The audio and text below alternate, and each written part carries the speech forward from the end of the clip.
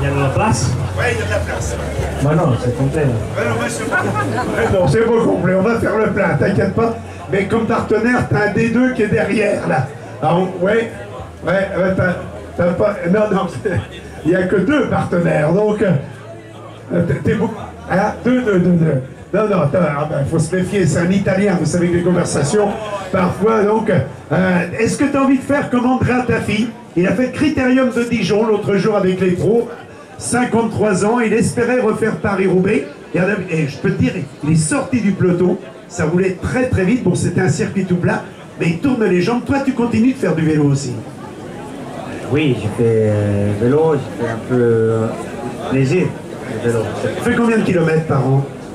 J'arrive encore à faire 15 000. Je suis souvent sur les cyclos. Le plus avec les pros, c'est un peu compliqué et difficile parce que la licence, c'est obligatoire. Alors, j'ai essayé. Ça fait quelques années, ils m'ont invité en Suisse à faire un critérium. Mais c'est compliqué, enfin, t'es avec des jeunes. Moi. Oui, donc tu pédales maintenant pour le plaisir. Hein.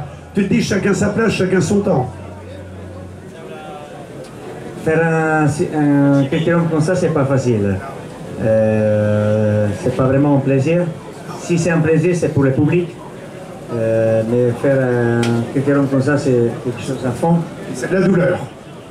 Mal de jambes, ça fait mal tout le temps. Ouais, alors continue à faire du vélo pour te plaisir et surtout, bravo et merci pour la grande carrière que tu as réalisée. Je crois qu'on peut l'applaudir encore très très fort. Monsieur Claudio Chiappucci, qui nous fait l'amitié d'être avec nous. Je te présente Jimmy Turgis, je te présente Claudio Chiappucci, qui est un peu plus jeune que... Pardon? Moi je le connais, lui il me connaît. Oui, mais il connaît bien ton père. Donc, Rémi, qui est quelque part par là. Jimmy Turgis, que vous pouvez applaudir. Il a fait 5 de Liège-Bastogne-Liège. 2 de Paris-Chauny, il a gagné au circuit méditerranéen, il a brillé dans les 4 jours de Dunkerque et au championnat de France à Mantes, où il avait été l'un des animateurs majeurs, alors que Astrid prend une photo pour sa petite sœur, donc à la vitesse où tu prends les photos, ça doit être pour un mensuel, toi. Hein. Voilà, bravo. Jimmy, t'aimes bien ce style d'exercice qu'on va voir là? Oui, c'est pour ça que je viens chaque année. Hein. Eric, c'est quelqu'un que je connais très bien et c'est toujours un plaisir de venir ici. Une course atypique comme ça, la dernière, on n'en voit pas en France, donc c'est toujours un plaisir de participer. Alors, ça rappelle un peu le Critérium des As qu'on avait au lac. T'as pas connu, toi, mais c'était à Longchamp ou à Doménil. Et il y avait la fin de saison, les meilleurs coureurs du monde, n'est-ce pas, se retrouver en fin de saison. Hein, et lui, il a quitté Soissons pour te rejoindre aujourd'hui, donc... non, pas Soissons. Si, hein, c'est bien ça. Hein. Eh ouais, on a conduit Vaz. Donc, et on va. Bah oui. Donc, et tous les meilleurs coureurs du monde, ceux qui avaient gagné Paris-Roubaix, le Tour des Flandres, Liège-Bastogne-Liège, Milan-San Remo, champions nationaux et champions du monde, se retrouvaient derrière Dernier chaque année. Il y en a qui sont allés au lac de Doménil, là. Ah, c'était quelque chose, hein. Les meilleurs coureurs du monde étaient là. Et ben là, on a les coureurs du Tour, les coureurs franciliens. Et le gamin, donc Jimmy, que l'on peut applaudir très fort, Jimmy Turgis, à la famille Turgis. Elle sert le vélo avec papa, avec maman, avec Anthony, avec Jimmy et avec Tanguy, dont les nouvelles sont de mieux en mieux. Et évidemment, cela nous réjouit. On attend Yann Fredo et Stéphane Rossetto. Tout ce qui se termine en haut n'arrive jamais très tôt. Donc, Yann, je vais pas la refaire. Hein. Yann Fredo, Stéphane Rossetto, David Ereblin, Julien Bernard et Maxime Bouet. Pourvu qu'il ne soit pas en train de faire une belote et qu'il y ait un remplaçant. Donc, hein? Ouais. Donc, voilà, Julien Bernard qui vient de nous rejoindre et il vient de boucler son 2e Tour de France. Eh oui, toi t'as couru avec le papa. Eh ouais. Donc, Julien Bernard qui a gagné au Tour d'Auvergne. À la Côte d'Or, il a gagné également au Tour du Nivernais-Morvan. Il a brillé au Colorado et il vient de réaliser un superbe Tour de France. Je crois qu'on peut l'applaudir. Julien Bernard, que nous retrouvons au départ, le coureur de l'équipe Trek Segafredo. On va inviter rapidement les derniers coureurs à nous rejoindre. Derrière Julien Bernard, qui est le fils de son père, c'est normal. Donc de Jean-François. qui avait gagné au Mont Ventoux, 3e du tour, maillot jaune. Voilà, et Pierre Aubernon est content de discuter avec, car Jean-François Bernard s'était révélé au Tour de la Manche, où Pierre Aubernon avait brillé et obtenu victoire d'étape. Je salue Daniel Bell, le célèbre chanteur qui a fait partie des petits chanteurs La Croix de Bois. Maintenant, c'est plus La Croix, ça commence par un G, mais...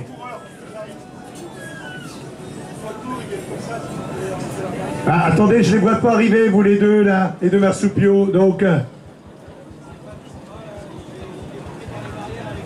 Voilà, on attend la signature, donc Stéphane Rossetto, Johan Offredo, David Ereblin et Maxime Bouet. Voilà les derniers coureurs que nous attendons maintenant. Stéphane Rossetto, vainqueur au Tour du Limousin, il a brillé au Tour de l'Ain, vice-champion de France contre la montre.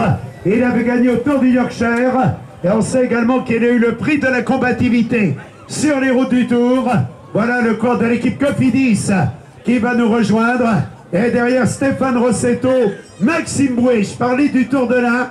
Eh bien, c'est le département dans lequel il a démarré sa carrière. Il a gagné ensuite au Bouc de l'Aune, au Tour de l'Alentejo. Il est allé gagner au Tour du Trentin. Voilà, les derniers coins, vous nous rejoignez très vite.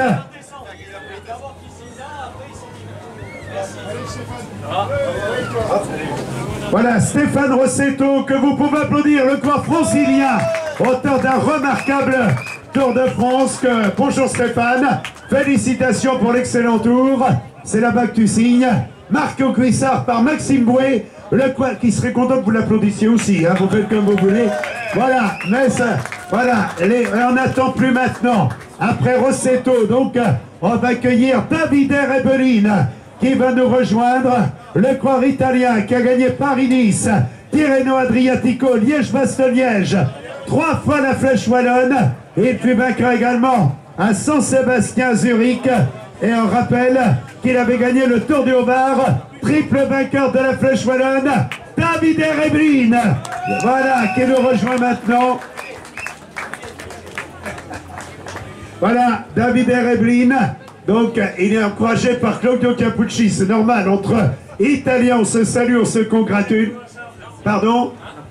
Oui, vous avez couru ensemble, mais il y en a un Est-ce que...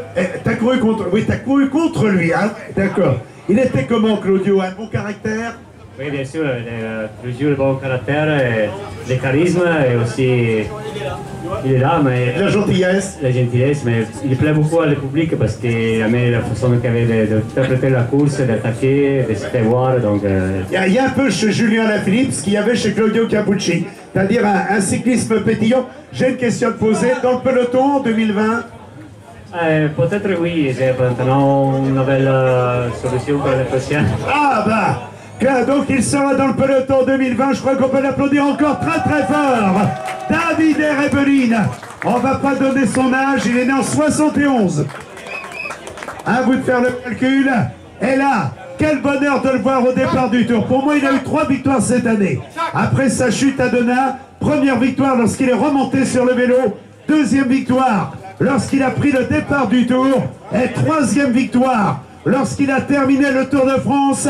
Je crois qu'on peut réserver un tonnerre d'applaudissements à Johan Offredo qui nous rejoint au départ. Bonjour Johan. Donc, alors là, est-ce qu'on est un peu plus nerveux quand on est chez soi comme ça, qu'il y a le beau-père, j'ai vu papa tout à l'heure, parce qu'on est à la même table, il y a la même famille, il y a les enfants, il y a l'épouse, on a envie de bien faire, ou on se dit, c'est une journée à la maison. Oh, t'as toujours envie de bien faire quand il y a du monde.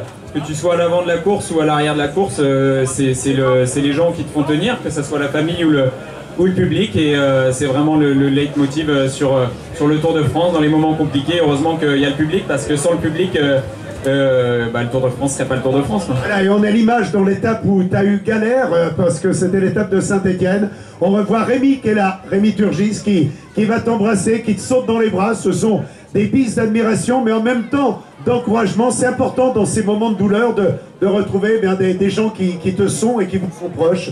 Oh tu sais, dans la vie, comme sur le vélo, quand tout va bien, il y a toujours beaucoup de monde autour de toi. Quand ça va moins bien, nettement moins de monde.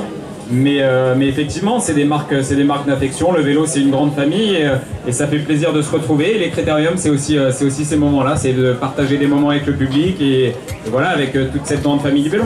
Voilà, ben nous on regardait tes classements tous les jours et c'est une sacrée victoire que tu es terminé. Je te félicite du plus fond du cœur et je crois que vous pouvez l'applaudir très très fort. Donc Yann Offredo qui nous rejoignait donc sur la ligne de départ. Je regarde de là-bas vers Rémi Turgis qui me fera signe quand tout sera prêt. Oh là, je vais être obligé de me... À moins que je monte. Oh, je peux aller à l'étage, je crois. Hein. Vous aviez réservé quelle chambre, vous? En bas. L'étage, merci. Donc, j'irai à la mezzanine. Ah, Nicolas Rougeon, que je me rappelle de vos performances. J'ai pas prêté